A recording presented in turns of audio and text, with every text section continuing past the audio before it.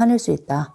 부모가 잘못한 부분이 있다. 한동안 그래서 강연하고 이런 분들이 자식들한테 사과해라. 그래서 무릎 꿇고 막 빌고 막 이런 거 했었어요. 전 그거 미친 일이라고 생각해요. 왜냐하면 부모 발을 밟으면 사과해야죠. 부모가 물론 잘못한 부분이 있어요. 그럼 어떻게? 엄마가 이런 과정에 이런 거를 그때 했어야 되는 건데 좀 못한 부분이 있는 것 같아. 지금은 내가 이렇게 교정을 해야 될 것 같아.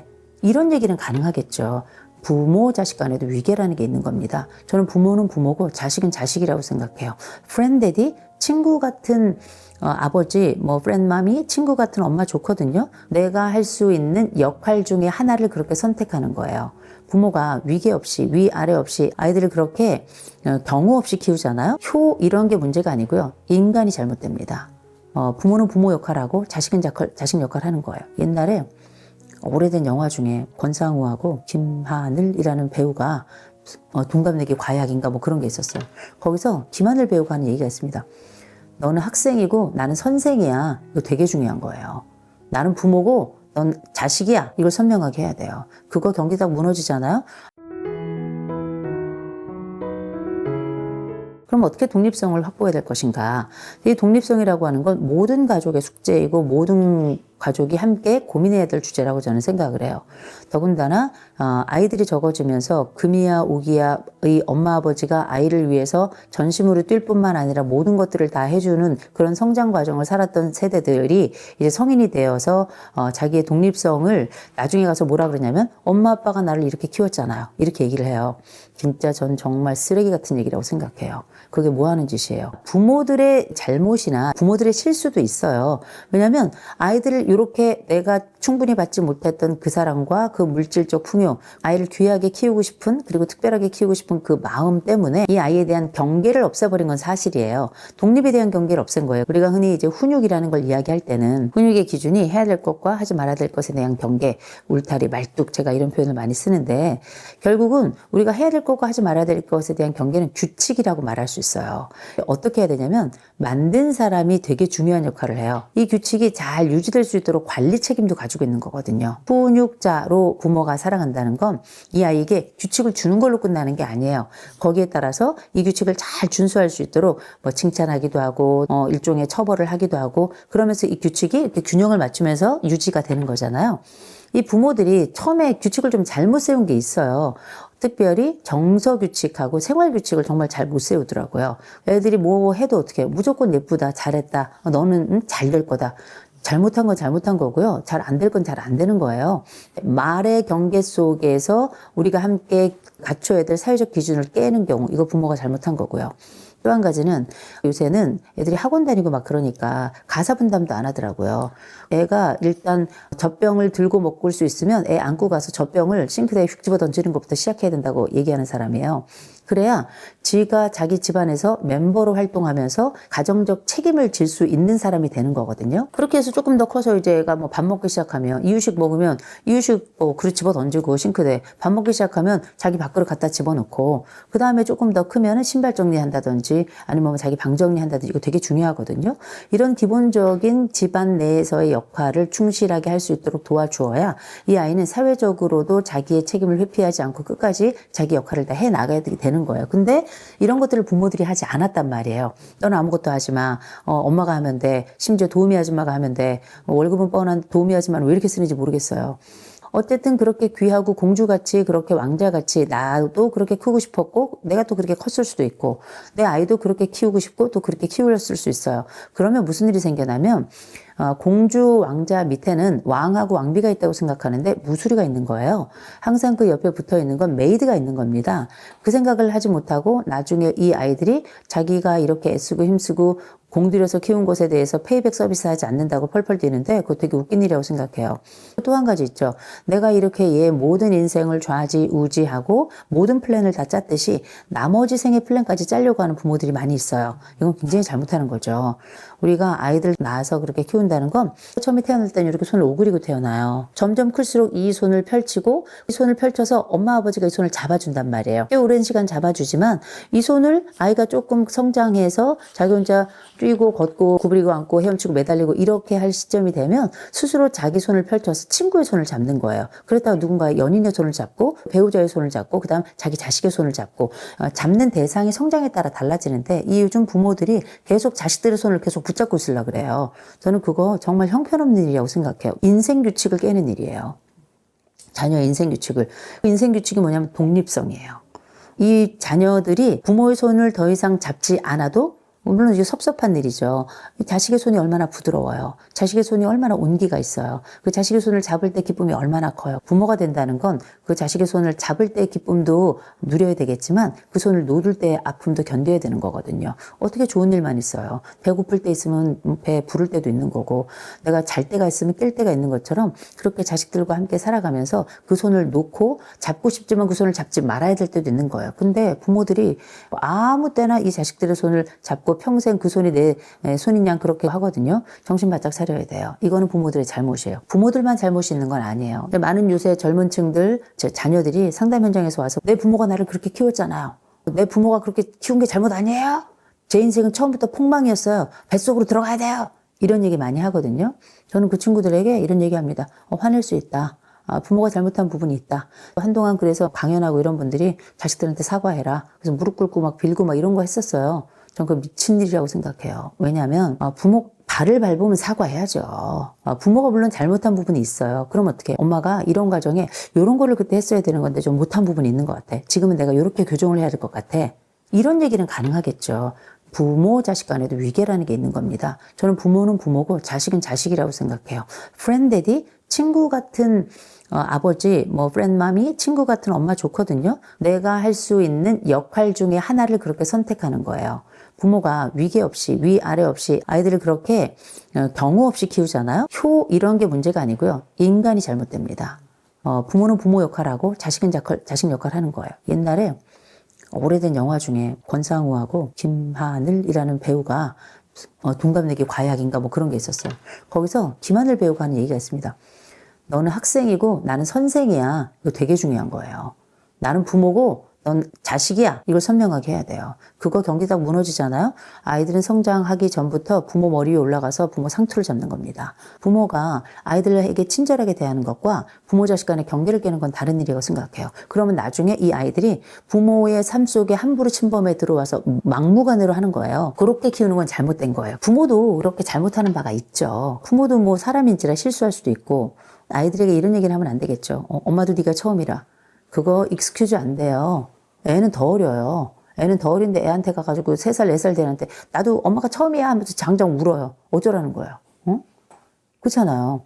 그거는 저는 좀 별로라고 생각해요. 오죽하면 그랬겠어요. 이해는 가요. 그럼에도 불구하고 부모가 거룩하고 아름다운 이유는 내가 성장 과정에 별 볼 일 없고 형편없고 무차별적으로 그렇게 때로는 학대까지 받아가면서 그렇게 성장했지만 나는 더 괜찮은 부모가 되려고 애쓰고 힘쓰고 용쓰고 하는 거 있잖아요. 그런 노력이 있기 때문에 아름다운 거거든요. 거기에 규칙이 없는 건 아니다. 원칙이 없는 건 아니다. 깨서는 안 될 것도 있다라고 말씀을 드리는 거예요. 이런 게 지켜져야 아이들의 독립성도 사실 보장이 되는 건데 어떻게 벌써 컸는데 그렇잖아요. 부모가 나를 침범해. 부모가 나를 침범한다는 건 좋은 것도 있고 싫은 것도 있어요. 왜냐면 다 해주니까 완전 편하거든요. 인간이 다 커가지고 내 맘대로 하고 싶은데 그냥 공주처럼 입혀놓고 25, 35 이렇게 됐는데 공주처럼 입혀놓고 왕자처럼 옆에 탁 칼차게 하고 난 다음에 가만히 앉아있어. 그러면 어떻게 생각하는 의자인가요? 그렇게 인간이 있을 수가 없어요. 나는 성인이 되었으니 공주 옷은 입을 수 없는 거예요. 왕자 옷은 입을 수 없는 거예요. 내가 이제 성인으로서 사이즈도 달라지고 옷의 양태도 달라지는 거예요. 왜냐면 옷은 사회적 언어니까 내가 사회적 역할을 하는 것에 따라서 내 옷을 선택하고 그렇게 입고 나는 그대로 대접받는 거 아니겠습니까? 그 얘기는 뭘 얘기하냐면 자식도 자기 역할을 하고 자기가 선택해야 되는 역할을 가지고 있는 거라는 거예요. 자기에게 주어진 것, 부모가 나에게 미치는 영향으로만 산다고 생각하는 분들 많은데 정신 차려야 돼요. 그건 완전한 비겁한 변명입니다. 심리학 연구에서도 정말 그러면 부모가 미치는 영향이 어느 정도냐? 이거 보통 한 30% 얘기합니다. 31.6%예요. 우리가 영향 안 받을 수 없겠죠. 근데 우리가 얼마나 좋습니까? 교육을 받아요. 다른 친구들을 만나요. 또 다른 어른들을 만나요. 우리에게 주어진 수많은 또 다른 더 많은 더 길고 더 오래된 그 환경 속에 다른 영향을 더 많이 받을 수 있단 말이에요. 그런데 왜 굳이 나는 내 부모에게만 영향을 받는다고 하늘 앞에 서가지고 소리를 질러대면서 나는 뭐 피해자입니다. 나는 다시 뱃속으로 들어가야 됩니다. 왜 그렇게 얘기를 해요? 적절하지 않다고 생각합니다. 오히려 나머지 70%는 내 주변에서 내가 선택하고 나에게 온 것들을 해석하고 받아들이면서 그렇게 내 인생을 만들어 가는 거거든요. 부모 탓만 할 것 없다. 부모가 모질라고 한심해서 그랬을 수 있어요. 그러나 우리의 삶은 우리가 선택하는 것에서 훨씬 더 많이 좌지우지된다는 걸 기억한다면 독립성 역시 그럴 것이다라는 거예요. 독립에 대한 정의가 있어야 될 거예요. 독립이라고 한다는 건 이렇게 정의를 해요. 사람은 살아가면서 이렇게 커야 된다라고 하는 부분, 곧 아이는 이렇게 키우는 게 맞습니다라고 얘기할 때 제가 부모 교육할 때 하는 얘기가 있어요. 인간은 독립적이고 민주적인 시민으로 아이들을 키워야 된다라고 저는 얘기합니다. 진짜 중요한 것 중에 하나가 이제 독립성이에요. 독립성이라는 게 뭐냐면 내가 내 일을 알아서 척척 해내고 내가 할 수 없는 것들은 도움을 청할 줄도 아는 용기. 저는 이게 독립성이라고 생각해요. 나 혼자 다 할 수 있어. 난 못해. 이런 게 아니고 내가 할 수 없는 것에 대해서도 도움을 청해야 된다는 거죠. 전 그거 되게 중요하다고 생각하거든요. 이런 요소들을 갖추도록 성장시키는 게 독립성이고, 민주성이라는 거는 거칠게 말하자면 나의 책임과 권리와 의무 알고 이거 남이 함부로 침탈하지 못하게 지켜내고 다른 사람들이 가지고 있는 책임과 의무와 권리도 내가 보존할 수 있는 능력이 있는 거. 성숙한 민주주의 사회에서 살아가는 사람 아니겠습니까? 맨 마지막에 제가 시민이라고 얘기했는데 시민성이라고 하는 건 공동체성이에요. 내가 공동체 안에서 한나의 그냥 작은 멤버로 지낼 수도 있지만 내가 리더로서의 역량도 가지고 있는 거예요. 사회적 책무감을 갖는 게 굉장히 중요한 겁니다. 시민성이 가장 중요한 핵심이거든요. 집안 안에서는 뭘 해야 되냐. 물론 가정 내에서도 이런 각각의 요소들이 이렇게 스미도록 키워나가는 게 되게 중요하지만 독립성이 되게 중요해요. 독립성은 물론 부모가 제공해야 될 부분도 있어요. 의무적으로 부과해야 될 것도 있고 책임을 다하도록 해야 될 것도 있고 그런 게 있는데 그거 부모가 못 가르쳤어도 내가 사회 이제 생활 쫙 하잖아요. 해보면 알잖아. 아, 내가 이런 부분은 부족하고 이런 부분은 내가 좀 탁월한 부분이 있구나. 내가 할 수 있는 부분이 있고 협력해야 되는 부분이 있구나. 유치원도 그렇고 초중 고등학교 대학교 가서도 다 뭐냐면 팀워크를 발휘할 수 있도록 이렇게 하나의 팀을 해서 팀플 같은 거 하잖아요. 이거는 아주 애들 어려서부터 같이 하는 거거든요. 이게 사회적으로 혼자 집에서 성장한 아이인 거 알지만 같이 협력해가지고 우린 더 좋고 멋진 것들을 이룰 수 있고 협력해야지만 할 수 있는 것들이 있어라는 걸 알려주는 거거든요. 어린이집 유치원 다니고 바깥에 나가서 놀이할 때도 작고 큰 놀이들 혼자 하는 놀이도 있지만 같이 하는 놀이들도 함께 하면서 그렇게 성장했잖아요. 그 놀이 과정 유치원 어린이집 초, 중, 고, 대 심지어 직장 다니면서도 다 우리는 따로 또가치를 다 배운 사람들이에요. 사회적 환경을 통해서 우리의 성장에 이 연합하는 능력이 얼마나 중요한지를 보여주는 거거든요. 그때 우리는 배웠어요. 이거 잘 못하겠어? 그럼 다른 친구, 야, 내가 도와줄게. 이런 것도 있고 내가 좀 못했어. 그때 다른 애가 너 왜 그랬어? 이렇게 하면 욕도 먹고 이게 뭐냐면 다른 사람과 함께 살아가는 여러 희노애락을 경험하는 과정이거든요. 그래서 이 독립성이라는 걸 어떻게 키우냐 물어보셨잖아요. 이 독립성은 부모에게서만 발현되는 게 아니라는 걸 알고 있는 거 되게 중요해요. 부모 탓할 거 없다. 두 번째, 이 독립성의 핵심적인 주체는 나다라는 걸 아는 거. 그래서 어떻게 지금부터 시작해도 늦지 않다라는 거. 세 번째로는 이 독립성이라고 하는 게 많은 분들이 경제적 독립에 대해서만 많이 생각을 하시더라고요. 주체적 삶을 산다는 건 모든 차원에서의 독립성을 다 구가할 수 있는 거예요. 이를테면 내가 집안에서 경제적으로 능력이 없을 수 있잖아. 얘기하는 겁니다. 엄마, 제 방은 제가 정리하겠습니다. 엄마가 정리해라 어쩌고 저쩌고 얘기하는데 독립된 주체면 지금 20, 30, 40 넘어가는데도 불구하고 아직까지 부모가 방을 치워주는 집들이 많아요. 그건 정말 수족이 멀쩡한데 부모도 그거 치워주면 안 된다고 생각해요.